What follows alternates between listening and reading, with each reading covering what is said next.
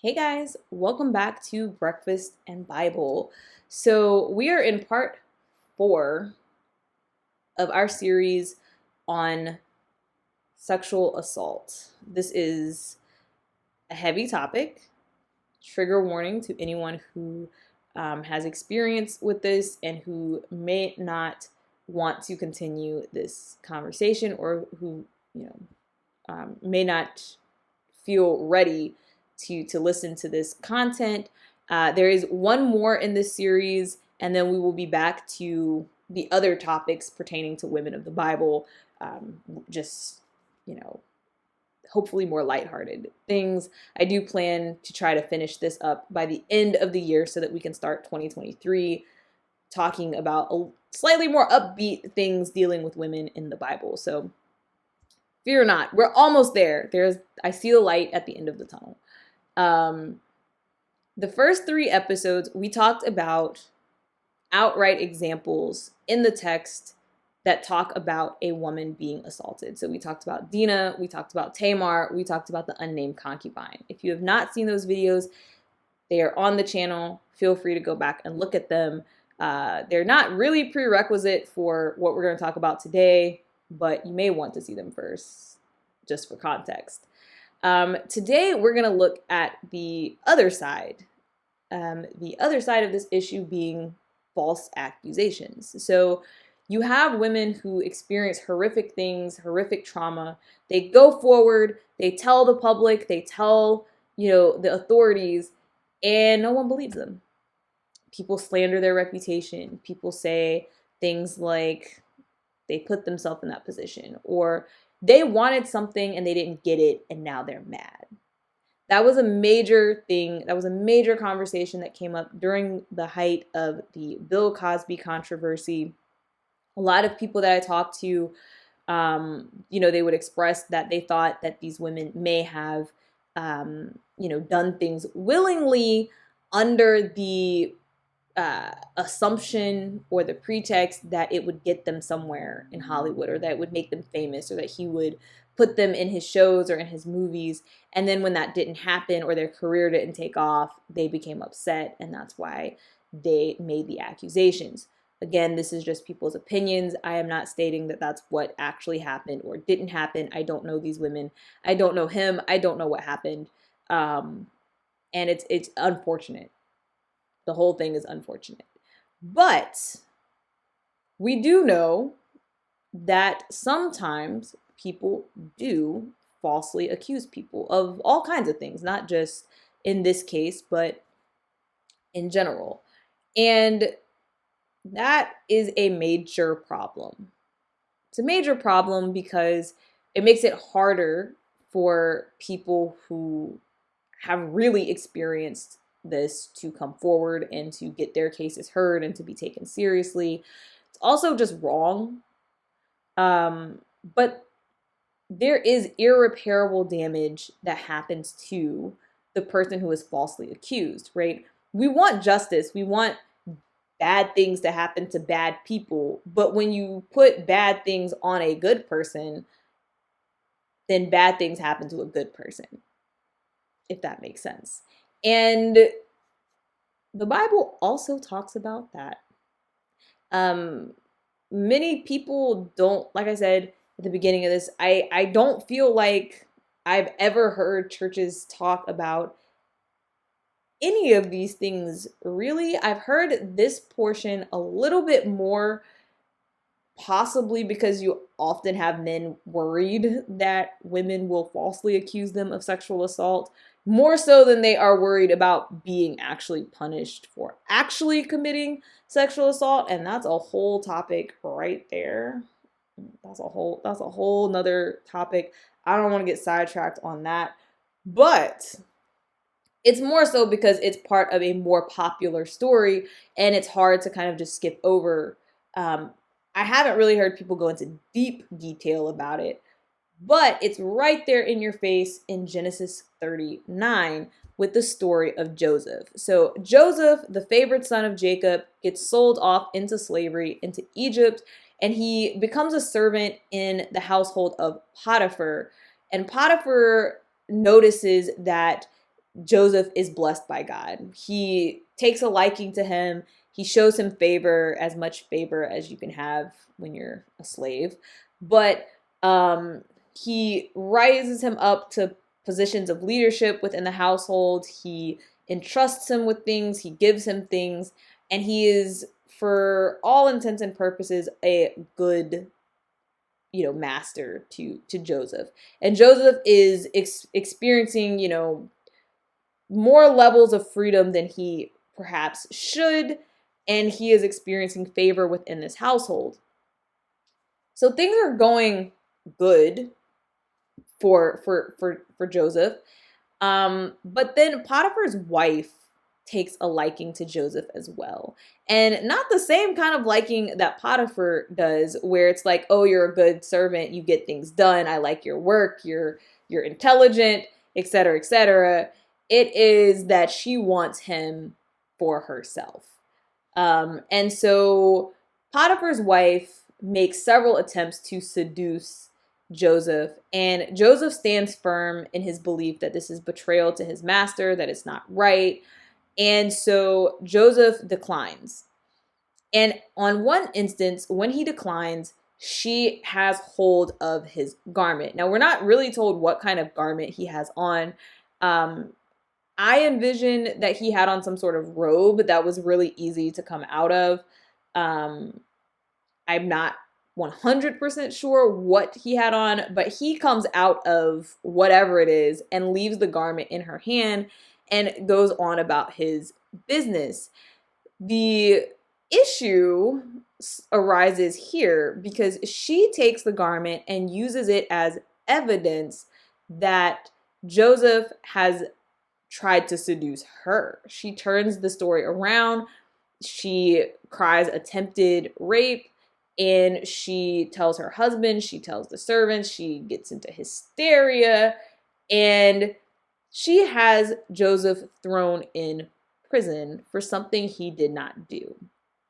And the entire thing here is that she's just mad because she can't have what she wants, and she wants to cause harm to the person who won't give her what she wants.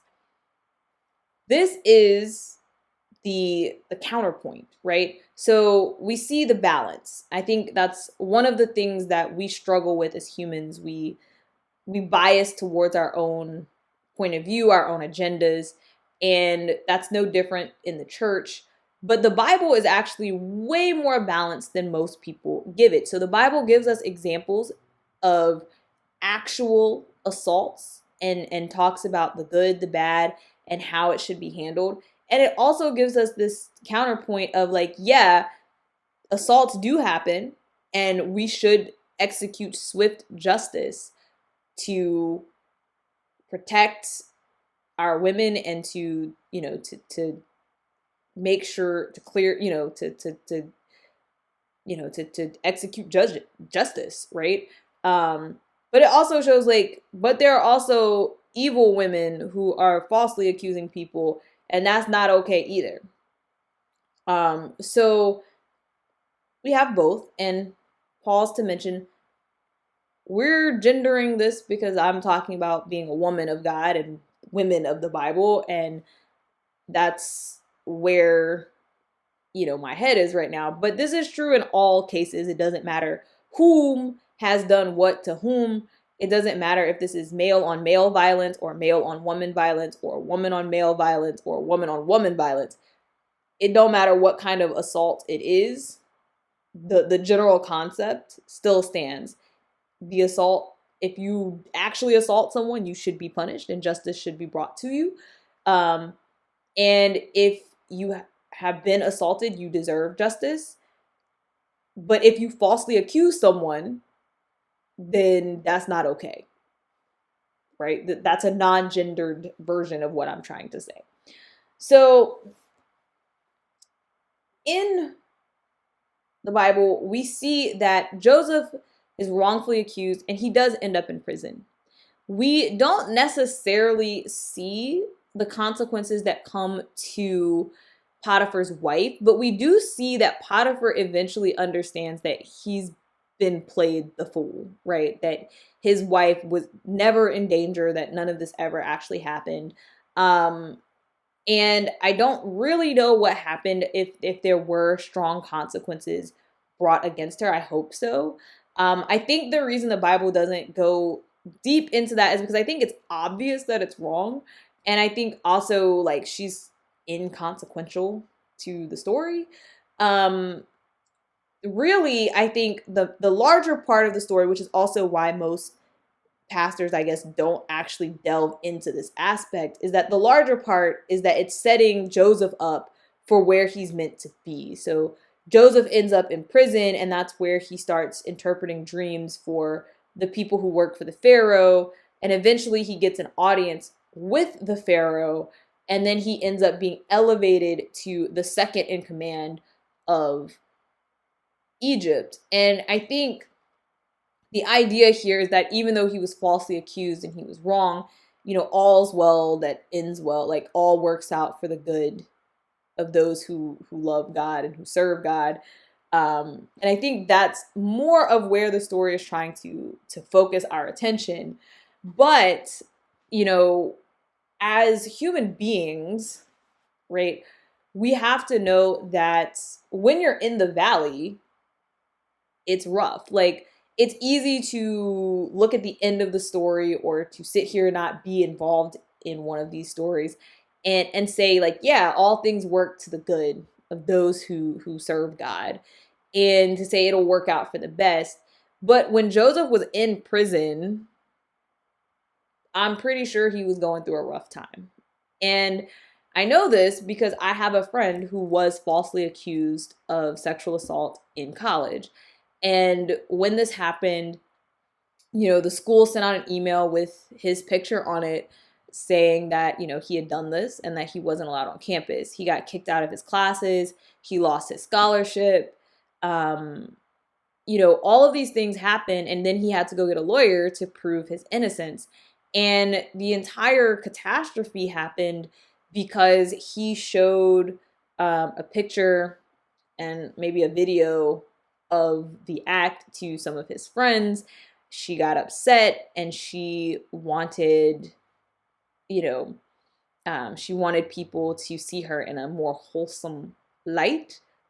And so she just, made up this thing about it being not consensual.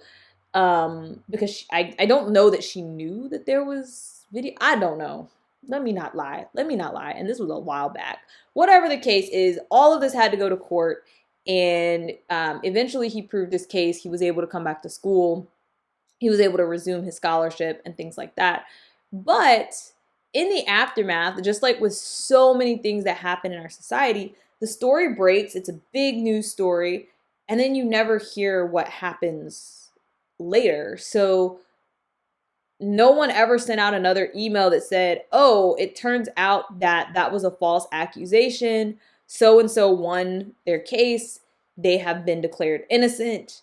Please disregard the first email that we sent out. No one sent out an email to clear his name. That time that he was not in school, he was not in school. He had to go back and take the classes that they dropped him out of. And that put him behind because some classes are only taught one semester. So some classes are only taught in the fall, some classes are only taught in the spring.